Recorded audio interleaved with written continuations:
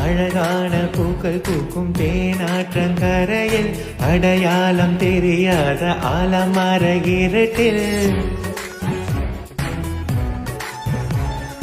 இருள் கூட அறியாத இன்பங்களின் முகட்டில் இரு பேரும் கைதானோ முத்தங்களின் திருட்டில் வருடிக்கொண்டாய் மனதை